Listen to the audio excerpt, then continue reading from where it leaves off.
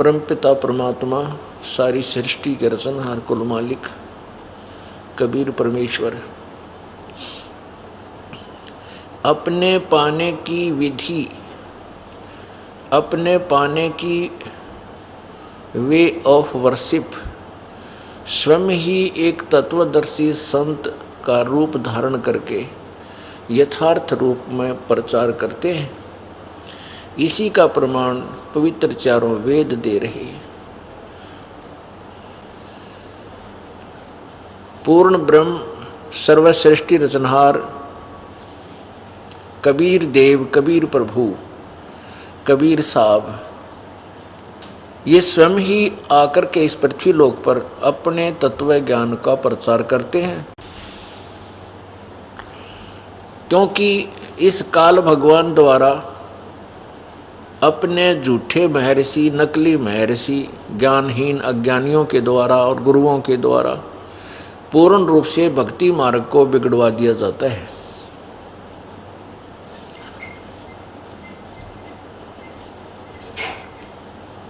और श्रद्धालु नास्तिक होकर के विकारों में ग्रस्त हो जाते हैं। ये सभी कबीर परमेश्वर की आत्मा हैं। उसी कबीर परमेश्वर ने अपने बच्चों की दया आती है।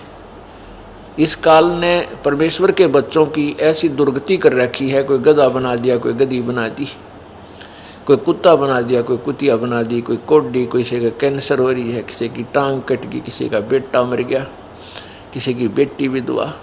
ऐसी पीड़ा दे रखी हैं कि दिन रात ये प्राणी तड़पते रहते हैं। क्योंकि ये निर्दयी भगवान है, ये काल है, ये ब्रह्म कहलाता है।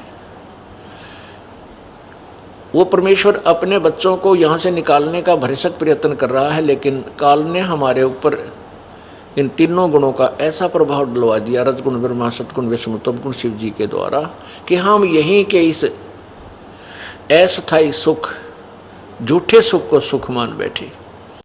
वो परमेश्वर आकर के एक सिंपल मैन की तरह, साधारण मनुष्य के जैसा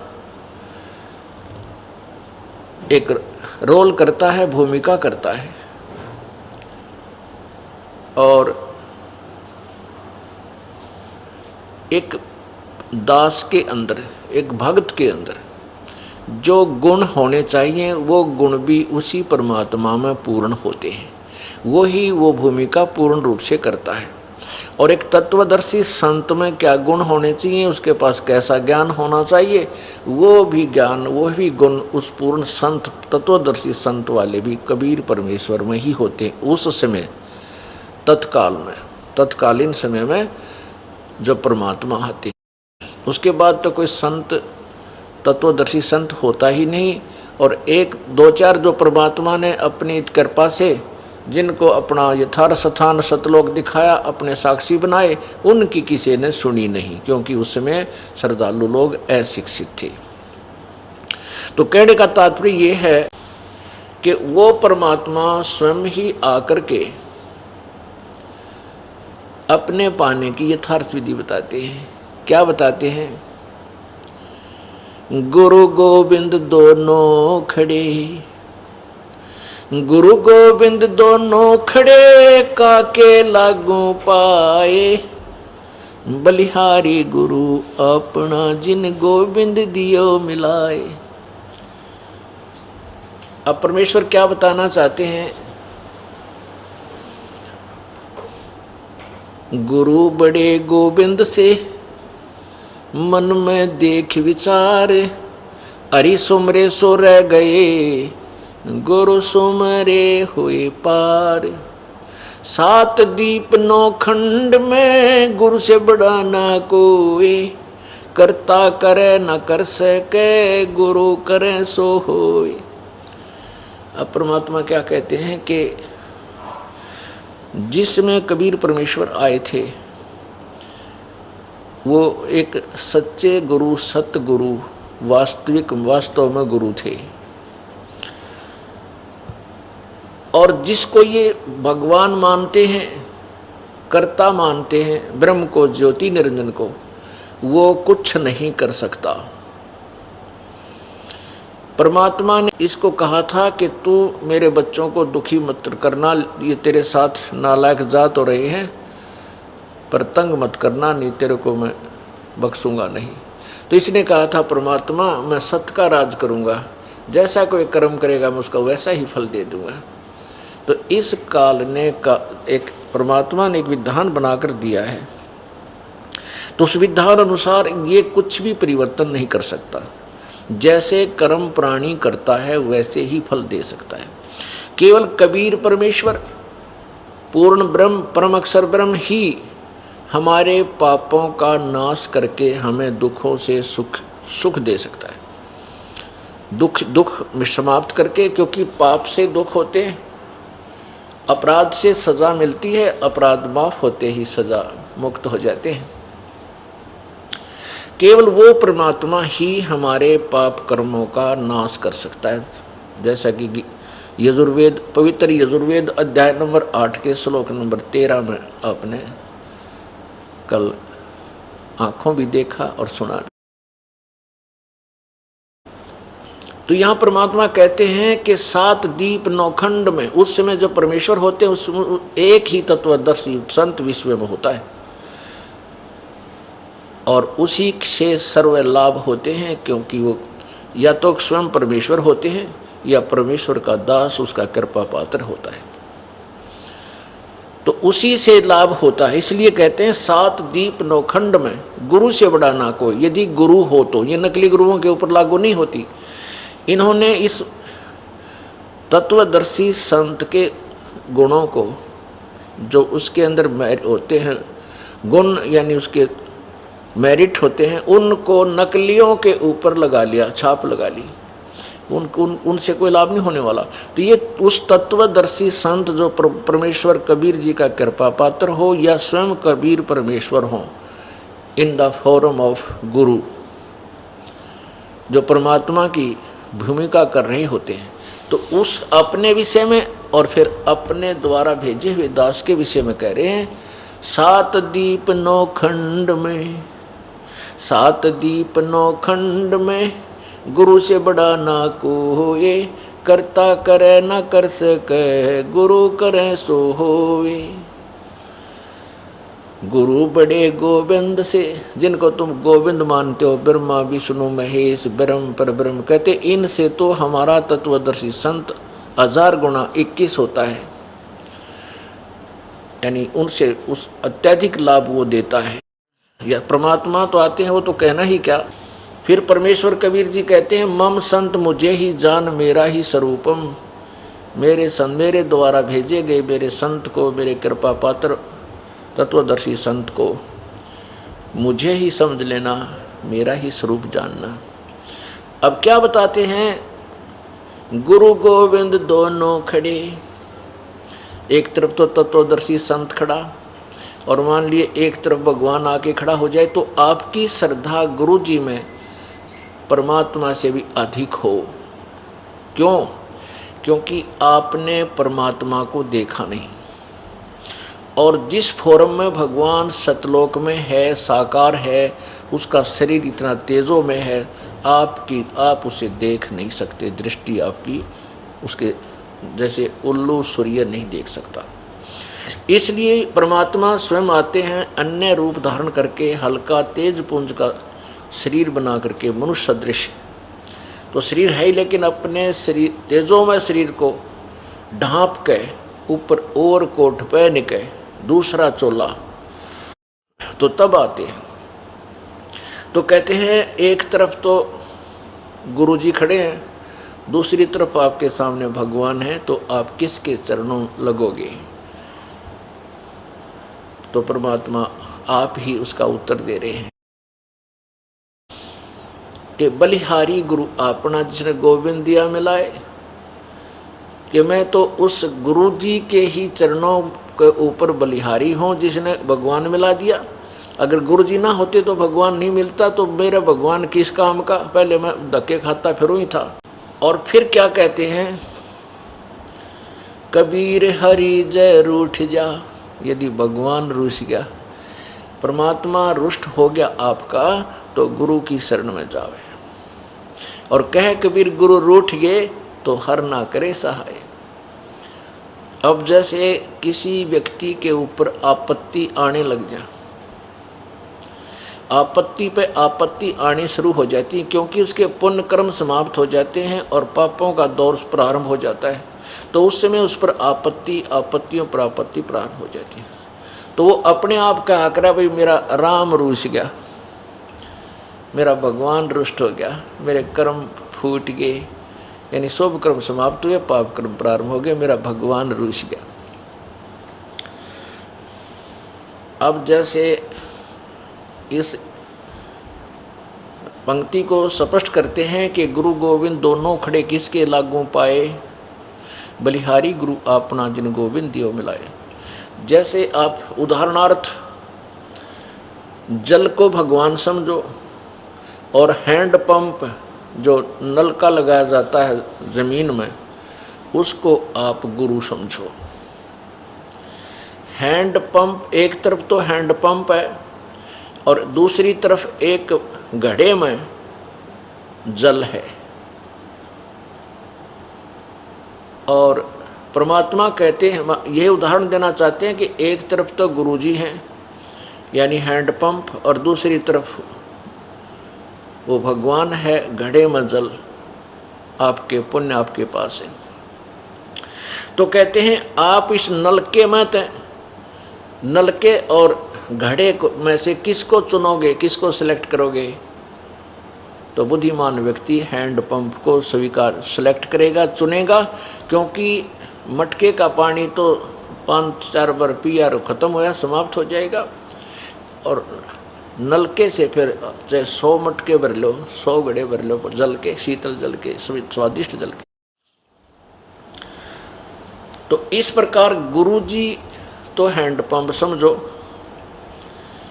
और आपके पुण्य आपके पास, आपके घड़े में पानी है, उसको भगवान समझ लो। ये कंसेप्ट क्लियर हुआ कि गुरु गोविंद दोनों खड़े किसको लागू पाए, बलिहारी गुरु अपना, कि बलिहारी है वो हैंड पंप जिससे जितना मर्जी पानी निकाल के, यानी गुरुदेव के द्वारा बताए गए उस नाम जाप का सिमरन सेवा जो भी बताई साधना करके हम भगवान वाले गुण प्राप्त कर लेंगे। फिर कहते हैं कबीर हरि जय रूठ जा, यदि आपके घड़े का पानी जल समाप्त हो गया तो गुरु की शरण में जावे, यानी हैंड पंप पर जाकर वो मटका फिर घड़ा फिर भर लावे, और कह कबीर गुरु रूठ गए, जब हैंड पंप खराब हो गया तो वो हर नहीं करे सहाय, वो जल आपकी मदद नहीं कर पाएगा, क्योंकि वो समाप्त हो जाएगा। यदि आपके पुण्य समाप्त हो गए, क्षीण हो गए, पुण्य अक्षीण होने के बाद पापों का दौर प्रारंभ होता है, कष्ट पे कष्ट होते हैं, गाला हाथ न फेंका नहीं, लाभ के लिए हो जाए तुरंत हानि। कोई बालक बीमार की तो आप बीमार की ना जाने के समस्याएं इस जीव पर आ जाती है, तो उसका राम रूठ गया, भगवान रुष्ट हो गया, उसका हरि रूठ गया, और उसका क्या विकल्प है कि गुरु के पास जावे, उस हैंड पंप के पास जावे, और फिर उसकी जैसे वो उसकी क्रिया होती है उसे लाभ लेने की, कि गुरु जी के समक्ष गीता जी अध्याय नंबर 4 के श्लोक नंबर 34 में कहा है कि उस तत्व ज्ञान को जो सच्चिदानंद घन, गीता जी अध्याय नंबर 4 के श्लोक 25 से लेकर 34 तक का विवरण है कि कोई साधना किसी तरह करता है, कोई किसी तरह करता है, और उस साधनाओं को वो सब पापनाशक जानते हैं, लेकिन उस परमेश्वर सच्चिदानंद घन की वाणी में, अर्थात उस परम अक्षर ब्रह्म के द्वारा दिए गए उस तत्व ज्ञान में ये सभी विस्तार से लिखे हैं, कौन लाभदायक है, कौन सी क्रिया ठीक है, कौन सी गलत है। उस तत्व ज्ञान को तू तत्वदर्शी संतों के पास जाकर समझ, उनको दंडवत प्रणाम करने से, दंडवत प्रणाम पूरी गीता जी में केवल तत्वदर्शी संत को दंडवत प्रणाम करने के लिए लिखा है। अपने विषय में 64 में 18वें अध्याय के 65वें श्लोक में कहा कि मेरी शरण में रहना, तो मुझे नमस्कार कर, नमस्कार हूँ, नमस्कार तो इतना होता है, और दंडवत प्रणाम साष्टांग लेट करके दंडवत होती है कि उनको दंडवत प्रणाम करे, अति अधीन विनम्रता से छल कपट छोड़कर उनसे बात करे, फिर उनसे ज्ञान ग्रहण करे। यानी गुरुदेव की सेवा अर्थात उसके साथ व्यवहार विधिवत करके उससे लाभ लिया जा सकता है। हैंडपंप को चलाने की विधि होती है, यदि उसने नो कर धड़क धड़क करके वो तोड़ ताड़ के गिर दे तो पानी तभी गया।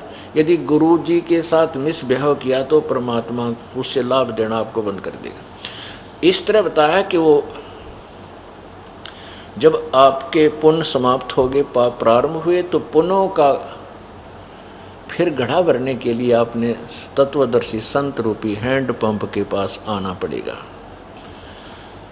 फिर जैसे ये दास आपको क्रियाएं बताएगा ऐसे आप कर लीजिए, काम चल जाएगा, आपके फिर घड़ा भर जाएगा, फिर सुख हो जाएंगे। अब क्या है कि हम ये दास देख रहा है, आज सन 1994 में इस दास को मेरे पूज्य गुरुदेव ने नाम दान करने का आदेश दिया था। जिस समय इस दास ने प्रचार प्रारंभ किया और ये उपदेश देना प्रारंभ किया, उस समय उन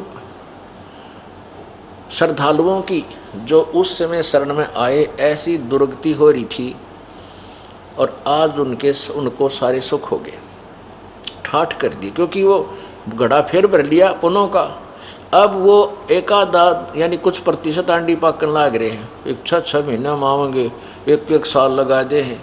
ये और काल का जाल है उनके ऊपर, क्योंकि सुख होंगे भगवान से दूर। न्योना बेरा वो मटका फिर खत्म होगा, वो जितने पुण्य इकट्ठे किए थे वो फिर समाप्त होंगे, और हैंडपंप लिया बिगाड़, वो खराब कर लिया, अब आगे मरोगे फिर उसी तरह दुर्गति हो जाएंगी। तो परमात्मा कहते हैं सुख के माथे पत्थर पड़ो, जो नाम हृदय से जावे, बलिहारी उस दुख के जो पल पल नाम रटावे। ये परमात्मा इसे सुख का आग लगा जो तेरे तो दूर कर दे, ऐसा दुख भी बना रहे जिससे तेरी याद आए जा। तो पुण्यात्माओं,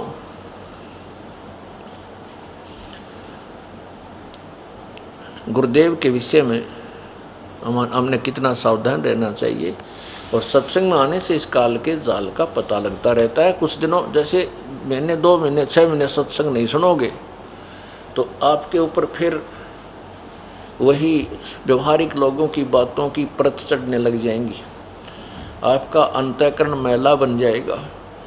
सत्संग में आने से आपका अंतःकरण जैसे कपड़ा मैला हो जाता है प्रतिदिन पहनने से, और 5-10 दिन ना धोए, सफाई ना धोगा नहीं तो उसने साफ नहीं करे तो ऐसा मैला हो जाएगा, उसका ओरिजिनल कलर भी ना दिखे। तो उसको प्रतिदिन साफ कर ले, प्रतिदिन ना करे तो भाई 2-4-10 दिन में अवश्य धो ले। यानी हफ्ते में तो अवश्य आ जाओ, हफ्ते में नहीं तो 15 दिन में, 15 दिन में नहीं आ सकते तो महीने में तो चूक क्या मत करो। यदि तुमने परमात्मा पाना है और यदि एक मटका भर के घर बैठ जाना है तो वो आपकी मौज है, वो मटका आपका ख़त्म होगा, इस जन्म में ना होगा अगले में हो जाएगा, फिर गधे बनोगे। तो हमने ये पीछा छुटवाना पड़ेगा और आखिरी सांस तक इस सद्दास की शरण में रहना पड़ेगा, और दर्शनार्थ और सत्संग सुनने के लिए अपने आना पड़ेगा, नहीं तो आप फिर फेल हो जाओगे। और ये असंग जन्म हो गया, हमने बरमते और भटकतों को ये पीछा छुटवाना पड़ेगा। अब गुरुदेव की इतनी महिमा है तो कबीर परमेश्वर क्या बताते हैं कि आपके हृदय में कैसी भावना होनी चाहिए।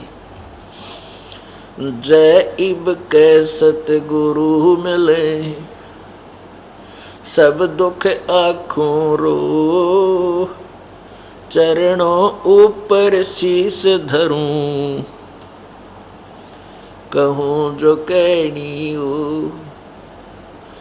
कबीर साईं मिलेंगे, पूछेंगे कुशलाते, आद्य अंत की सब कहूँ, अपने दिल की बातें। गुरु जी तुम ना भूलियो, चाहे लाख लोग मिल जाहीं, हमसे तुमको बहुत हैं, पर तुमसे हमको नाही, तुमरे विसारे क्या बने,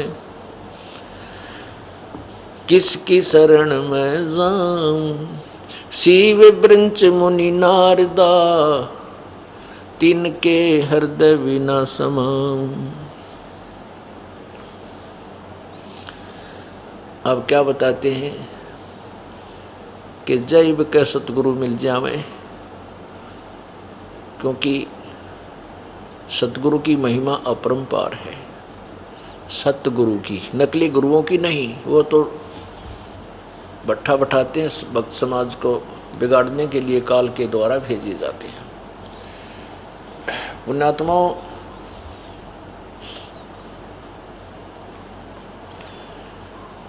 अब काल जो है ये सत भक्ति नहीं करने देता। अच्छी आत्माएं जो कभी परमेश्वर के चरणों में कबीर जी के जब आए थे, वो स्वयं तत्वदर्शी संत की भूमिका करने, चाहे सतयुग में, त्रेता में, द्वापर में, कलयुग में, जो भी अच्छी आत्माएं उनके साथ रही हैं वो भक्ति से परिपूर्ण हो जाती हैं। लेकिन उस परमात्मा को, क्योंकि आज ये दास आपके पास है और अब कबीर परमात्मा आ जाए, अब जरूरी नहीं है वो कबीर भगवान इस स्वरूप में जो आप रोज देखते हो, दाढ़ी दूढ़ी बुढ़ा कर टोपी टापी पहन के ना, वो किसी भी रूप में आ सकता है। और यहाँ इस दास के स्थान पर वो परमेश्वर आ जाए और आपके साथ ऐसे ही ज्ञान देवें, आपको आशीर्वाद देवें, मिलें, सत्संग करें, तो आप उनके साथ क्या व्यवहार करोगे। अब जो पुण्यात्मा है वो तो समझ गए होंगे के व्यवहार कराएंगे कि परमात्मा की तलाश और परमात्मा सामने, फिर व्यवहार के फिर तो समर्पण होगा। तो कहने का भाव ये है कि जैसे ये दास उस परमेश्वर का ही स्वरूप मानना होगा। कैसे? जैसे एक गणित के अंदर, मैथमेटिक्स में एक प्रश्न होता है ऋण का, लोन का, तो उसमें क्या होता है कि मूलधन ज्ञात करना होता है। मूलधन, उसके लिए उस मूलधन होता है करोड़ों रुपए में, लाखों और करोड़ों रुपए की राशि होती है। उसको प्राप्त करने के लिए मानना पड़ता है, मान लीजिए मूलधन 100 रुपये। 100 रुपये वो मूलधन नहीं है, वास्तविक मूलधन नहीं है, लेकिन वो सपोज करना पड़ेगा। मान लिया मूलधन 100 रुपये, मान ले मूल, तो उस मूलधन को 100 रुपये मानकर फिर उसका जो है टाइम निकाल लिया जाता है, उसका कितना समय, उसके बाद उस समय से सब मल्टीप्लाइड करके रेट, तो वो मूलधन निकल आता है। वो मूलधन लाखों और करोड़ों रुपए में होती है वो राशि, लेकिन जब तक हम 100 रुपये को मूलधन नहीं मानेंगे, इतना ओरिजिनल मूलधन मिला को नहीं, प्राप्त नहीं हो सकता, अर्थात आपका प्रश्न हल नहीं हो सकता, आप पास नहीं हो सकते, उत्तीर्ण नहीं हो सकते। तो इस दास को, ये दास भगवान नहीं है, अर्थात वो मूलधन नहीं है जो ओरिजिनल है, लेकिन आपने इस दास को 100 रुपये रूप में मानना पड़ेगा। मान ले गुरुजी भगवान। जब तक आप गुरुजी को भगवान नहीं मानोगे, ये इक्वेशन आपकी सोल्व नहीं हो सकती, मोक्ष वाली। तो इसलिए जब गुरुजी यहाँ बैठे हैं तो भगवान बैठा है, ये सोचो। और भगवान बैठा है तो आपका व्यवहार, आपका बोलना, आपका चलना, यदि परमात्मा आपके सामने हो तो आप क्या कैसी व्यवहार करोगे? क्या छल कपट रखोगे? तो फिर तुम्हारे जैसा नीच नहीं, दुष्ट नहीं, मारे के साथ कमीण नहीं। जब हम भगवान के सामने भी छल कपट करेंगे, यहाँ क्या छल कपट करने की आवश्यकता पड़ेगी आपको? छल कपट वो करेगा जो बीड़ी पिंदा होगा और नो कहेगा मैं ठीक सू जी, और छल कपट तो बोल रहा बीड़ी पीवे, और बार बार कही जाती है कि नियमों का जो भंग कर देगा उसका नाम टूट जाएगा, उसको कोई लाभ भगवान का नहीं मिलेगा, चाहे डेली आओ यहाँ पर, किसी भी मर्यादा को भंग कर दो। और आप फिर उसको कपट छुपा कर रखते हो, नाम खंड किए बैठे हो, दिल्ली आ रहे हो, अपनी उस कमजोरी को नहीं बताते हो, तो आप कपट कर रहे हो, तो वो कपट आपको हानिकारक होगा, नहीं करना चाहिए। स्पष्ट बता दीजिए मेरे से ये गलती बनी, उसका समाधान विकल्प परमात्मा ने दे रखा है भाई, उसको दोबारा उपदेश दिया जाएगा ताकि उसका कनेक्शन रीस्टार्ट हो जाए। जैसे कनेक्शन दिया जाता है बिजली का, पावर का, तो वो पावर जब कनेक्शन कट गया, किसी भी कारण से डिफॉल्टर हो गया, तो कनेक्शन काट दिया जाता है। तो कनेक्शन कट गया तो आपके पास कुछ भी को नहीं, वो पावर काम नहीं कर सकती आपके घर में, वो पावर गई। बाकी आप मैनुअली जो जितना कर सकते हो वो कर ही लोगे हाथ से।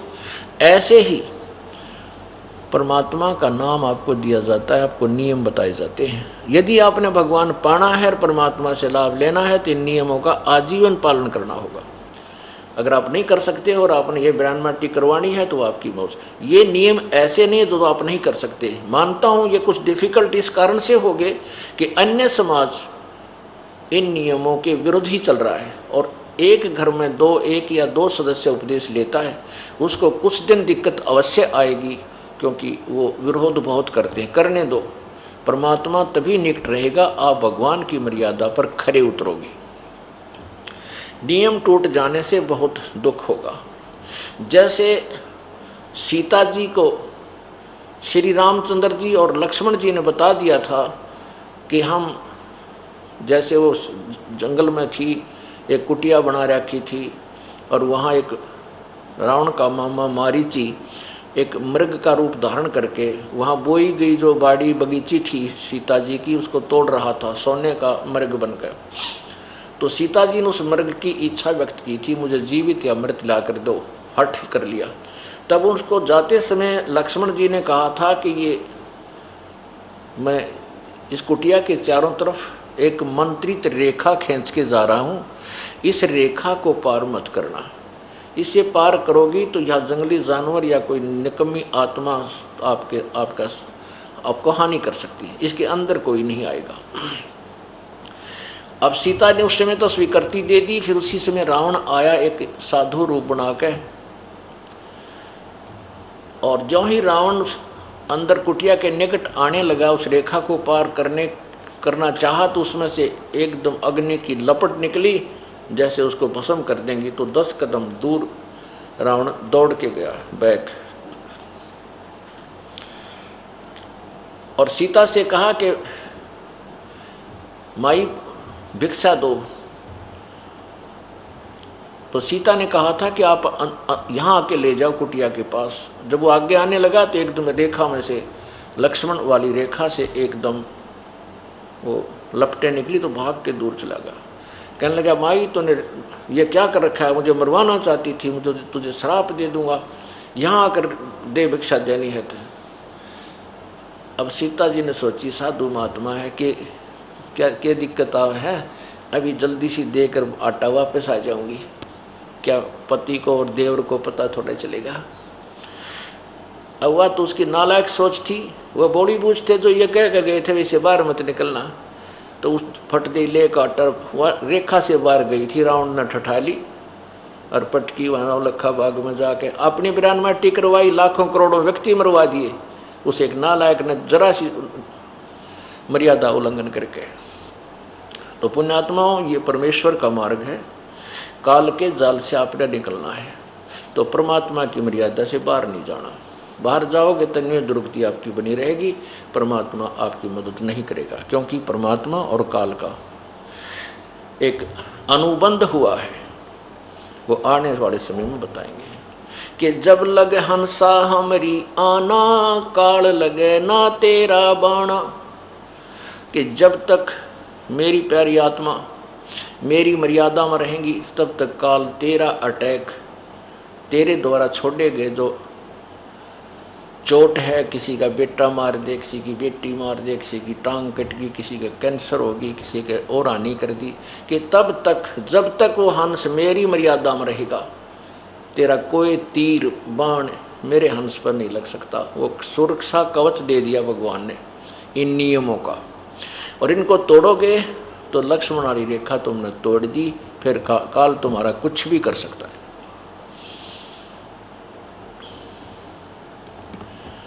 तो क्या बताते हैं, तो गुरुदेव को आपने सपोज लो गुरुदेव भगवान है। अब जब आप यहाँ से जाओगे तो वहाँ परमात्मा जो है वो तेजो में शरीर युक्त है, करोड़ों सूर्य करोड़ चंद्रमा उनकी रोशनी जितना उनके एक रोमकूप का प्रकाश है। तो वो उसको नहीं पहचान सकोगे आप। वहाँ वो परमेश्वर अन्य रूप में इस दास के रूप में आपके समक्ष होगा। अब जैसा आपका व्यवहार बर्ताव अंदर में दोष या पवित्रता होगी, तो यहाँ परमात्मा का एक रेस्ट वो है, राजदूत भवन है, वहाँ रखेगा त्रिकुटी पर। उस त्रिकुटी पर जाकर के जब यहाँ से आप त्रिकुटी तक तो पहुँच जाओगे, वहाँ से फैसला होगा। वहाँ आपके मन में जैसा भी दोष होगा या आपके अंदर समर्पण भाव होगा, निष्कपटता होगी, उनको वहाँ सेलेक्ट कर लिया जाएगा। वहाँ तो आपके चेहरे पर अपने आप लिख दिया जाएगा। वहाँ किसी पूछने की आवश्यकता कोई ना, मैं के गंदापन कर रहा था, कितनी मेरी गंदी सोच थी, मेरा किस प्रकार अच्छा भाव, तो वह अपने आप आपके मस्तिष्क पर कंप्यूटर की तरह आ जाएगी, जैसे डिस्प्ले पर आ जाती है। तो उसी समय आपको रिजेक्ट कर दिया जाएगा और कई हजार लाखों वर्षों तक आपको फिर परमात्मा नहीं सेलेक्ट करेगा, यानी वापस नहीं संभालेगा। ये कोई बालकों का खेल नहीं, और कोई मैं रोजी रोटी खातिर इस ढमढ में करने नहीं लगा। परमात्मा की दया हुई, इस ज्ञान से परिचित हुआ। इस परमात्मा का यहाँ असंख्यों जन्मों से हम भटक रहे हैं, भुगत रहे हैं। ऐसे दीर्घ रोग को कटवाने के लिए हमने परहेज जरूर रखने पड़ेंगे। यदि हम परहेज नहीं रखेंगे तो औषधि काम नहीं करेगी। तो इसलिए परहेज रखना अति आवश्यक है, नियमों का पालन करना अति आवश्यक है। बीड़ी शराब मांस तम्बाकू कभी छूना, ना पीना, ना पिलाना, ना किसी का सहयोग देना। चोरी ठगी जारी रिश्वतखोरी 2 नंबर का काम भूल के नहीं करना। परमात्मा देगा उस तो पूरा पटेगा, उससे आपके घर में सुख होगा, आपके शरीर में सुख होगा। आपने किसी को लूट कर 2 नंबर ठग कर पैसे इकट्ठे कर भी लिए, वो ऐसी दुर्गति तो जाएंगे, रोए भी घर, पैसे भी जाएंगे। मेरा माना ऐसा निकम्मा बालक पैदा हो जाए लड़का, वो सारे पैसे न बर्बाद करे और पिताजी देख कर रोए और फिर बेटा भी मर जा।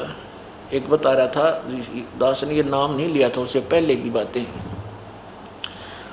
वो कह रहा था, रो रहा था कि मैं रिटायर होया मिलिट्री से, और मिलिट्री में उसका एक ऐसे स्थान पर पोस्टिंग रही तकरीबन कि जहाँ सेल और परचेज पूरी प्लाटून की होया करती थी। तो उसने खूब इधर उधर की जुगाड़ जोड़ के काफ़ी पैसे लाया। तो उसने, उसका लड़का एक का बेटा था, उस बेटे ने आते ही कहा, कहने लगा पिताजी मैं तो जीप लूँगा।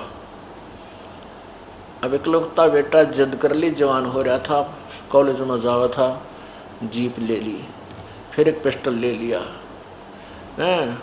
फिर उसने अपने साथियों के साथ शराब पीने लग गया, कि तो बकवास करावा, कि तो झगड़ा कर ले, उसके मुकदमे शुरू हो गए और आखिर में एक्सीडेंट में मृत्यु को प्राप्त हो गया। जिस बेटे के लिए उसने अपना धर्म कर्म बिगाड़ा और रोया, पैसे वो फूका, बेटा पैसे फूका, रो घर बैठ कर कोण में बैठ कर रोए, मेरा नाश करेगा।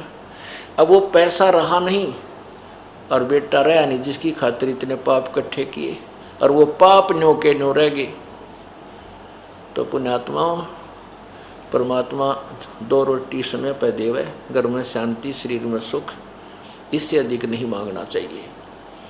जिसके पास मान ले अरब और खरब पैसे हैं, 1-2 फैक्ट्री भी है, कल न मृत्यु हो जा, कुत्ता बनकर उस फैक्ट्री की गली में उसका कमर ला कर बैठेगा, अंदर कोई प्रवेश ना कर दे उसको। तो हमने सतलोक जा कर के अपना ये स्थायी स्थान प्राप्त करना है। उसके लिए परमात्मा कहते हैं,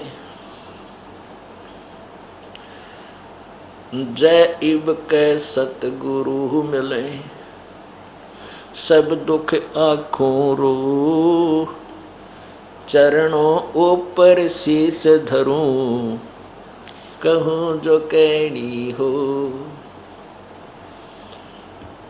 अब क्या बताते हैं कि गुरु जी तुम ना भूलियो चाहे लाख लोग मिल जाए, कि परमात्मा है गुरुदेव, प्रभु रूप परमात्मा गुरुदेव आप हमें ना भूलना। आपको हमारे जैसे श्रद्धालु तो एक से एक अच्छे मिल जाएंगे, लेकिन हमें आप जैसे गुरुदेव नहीं मिल सकते। यानी आपके हृदय में इतनी तड़प हो कि हे भगवान मुश्किल से राह पाया, हे परमात्मा कैसे दया हुई, ऐसा मार्ग ऐसे गुरु जी के जो ना वचन सुनने को मिले, कहीं फिर गलती ना बन जाए और हम काल के जाल में ना फंस जाएं। हमें मतलब इस तरह की प्रार्थना आपके हृदय में रह रहकर अंदर से उमंग सी उठे, हिलोर उठें आपकी। उसके लिए कहते हैं कि गुरु जी तुम ना भूलियो चाहे लाख लोग मिल जा, चाहे आपके लाखों से सो जा, हमें भूलना नहीं। हमारे जैसे सच तो आपके पास बहुत हो जाएंगे, लाखों और करोड़ों भी हो सकते हैं, लेकिन हमने तो आपके अतिरिक्त दूसरा कोई दिखाई नहीं देता। अब कहते हैं तुमरे विसारे के बनाए वे, तुमरे विसारे क्या बने, मैं किसकी शरण में जाऊं, कोई ठिकाना नहीं दिखता, कोई दूसरा संत नहीं पृथ्वी पे। और ब्रह्मा विष्णु शिव और ये नारद जैसे इनके हृदय में भी हमारे प्रति जगह नहीं रही, क्योंकि हम सारा दिन इनकी पोल पाड़ा ब्रह्मा विष्णु महेश की यथार्थ बात बतावा कि ये भगवान नहीं है, ये पूजा के योग नहीं है, ये नासवान है। और अभी तक अब जैसे किसी ने अब जैसे कोई किसी के विषय में बता रहा था, एक किसी गांव का व्यक्ति शहर में रहा करता, उसने बता रखा हमारा जो ना 100 किले ज़मीन है, 3 ट्रैक्टर चाले हैं और उनका 1 बीघा ज़मीन और घर का जो है ना ट्रैक्टर तो छोड़ बैल भी को नहीं। तो उसके गांव का चला गया, वहाँ पर पड़ोस में किराए पर रहने लगा। उसने उसकी सच्चाई बता दी कि ना तो इसका किला 1 एकड़ ज़मीन है और बैल भी नहीं, उसको भी ठेका पे दिया कि इसका ना खक भी। उसने उसका पता लग जाए तो उसने फिर उसके साथ लड़ाई करी, यह स्वाभाविक बात है, वो तो चौधर बना रहा था, हांडी पाक रहा था। तो ऐसे ही अब ये ब्रह्मा विष्णु महेश की जो महिमा इन संतों ऋषियों ने गा रखी थी, इसकी हवा तो भरी हुई है। अब हम बतावा सच्चाई जो इनके इतिहास में लिखा था, एक बार ठेस इन टाइम भी पहुँचेगी ब्रह्मा विष्णु महेश। और इन ऋषियों को दास बता रहा है कि कति अज्ञानी थे, दास नहीं बता रहा, इनके इतिहास में लिखा हुआ है। और ये मैं ऋषि को आ रहे जनसाधारण से तो दुख तक कहते इनको हमारे इनके हृदय में हमारे प्रति जगह तो रही नहीं। ठीक है, हम शरण कबीर परमेश्वर की होगी, इसलिए इनकी बसा नहीं रही, हमें कोई हानि पहुंचा दे, हम पूर्ण परमात्मा की शरण में। एक भगत था, वो कह रहा था जी मैं अपनी बहन का चला गया, उनका ज़मीन अच्छी थी, वर्षा होगी और वर्षा होगी तो उनका जो ज़मीन थी वो बाढ़ने योग्य होगी, संवारने योग्य होगी। उनके 2 बैल थे, तो मैं अपने 2 बैल लेकर के अपनी बहन के वो खेत संवारने के लिए मदद करने चला गया अपना हल लेकर। तो मैं दूसरे खेत में संवार रहा था, वो बहन का बटे वो दूसरे खेत में हल जोत रहा था। काफ़ी फैसला था हमारा आपस में। तो मैंने शाम दोपहर के समय बैलों को वृक्ष के नीचे बांध दिया और वहीं एक छोटा सा तलैया थी जोड़ी, उस जोड़ी में मैं चला गया अंदर ने। वहाँ क्या देखा कि एक मंडी सी बना रखी, 2-1 फुट ऊंची वो बना देते हैं, पैतरा का स्थान है वो बना रखा। और वहाँ पर एक बेली गुड़ की दर रखी, एक दढ़ी गुड़ बढ़िया वाला, वो पूजा करके गया था कोई दोपहर ने, और मेरा वहाँ जाना हो गया। मैंने वो गुड़ उठा के उस मंडी पर तय और फोड़ के वो बैलों का आगे डाल दिया, जब वो चारा खा रही थी छका दिए, कुछ आप खा लिया। बढ़िया गुड़ था, कुत्ता का मुँह लग गया नहीं था, दूर था वो खेतों में। तो वो सामने आ गया। तो कहते हैं थोड़ी सी देर के बाद एक 3-1 फुट का 4-1 फुट का एक व्यक्ति सा दिखाई दिया। वो कहता रात्रि के समय स्वप्न में वो दिखाई दिया मुझे, जिसकी उन्हें पूजा होया करती। वो कहने लगा कि तू यानी तगड़े की शरण में था तो ठाडे की शरण, उनकी लैंग्वेज में बताता हूँ कि तू ठाडे की शरण में था, नहीं आज तेरा बक्कल तारूँ मैं, तेरा जान तो मारूँ और तेरे बैला न मारूँ। कि तू तगड़ यानी मैं समर्थ की शरण में था तू, इसलिए बच गया ना, तुम्हारी दुर्गति करूँ तेरे बैल मरे और गेला तेरे को भी खत्म करता। तो परमात्मा कहते हैं समर्थ का शरणाग हो रंग होरी हो, कदे ना हो अकाज राम रंग होरी हो। इस समर्थ कबीर परमेश्वर की शरण हमने ले रखी है, हमारा अकाज ये कोई नहीं कर सकते, लेकिन ये राज्य गति नहीं हमारे थे। तो इसलिए कहते हैं कि तुम रे बिसारे क्या बने, अगर तुम भूल गए भगवान हमारे गिल के बनेगी। और शिव ब्रंच मुनि नारदा, यानी नारद जैसे ऋषि, शिव ब्रंच विष्णु ब्रंच कहें ब्रह्मा जी ने, कि इनके भी हृदय में ना जगह हमारे प्रतीत है, और आपने हम त्याग दिया तो हमने ठिकाना है कोई ना, ये खूब बकल तारेंगे फिर हमारा। और गुरु कब त्यागेगा आपको, जब आप कति ढीठ हो जाओगे, 1 बाय 2 बाय 3 बाय 4 बाय बार बार नाम खंड करोगे, फिर आप रिजेक्ट हो जाओगे, फिर चाहते भी रहना। तो इसलिए आप इस डर के मारे प्रभु के चरणों में सतर्क रहो, सावधान रहो कि कहीं भगवान पैर ना फिसल जा और काल का दाव लग जा। आपको साथ साथ ये फाउल पॉइंट बताए गए हैं।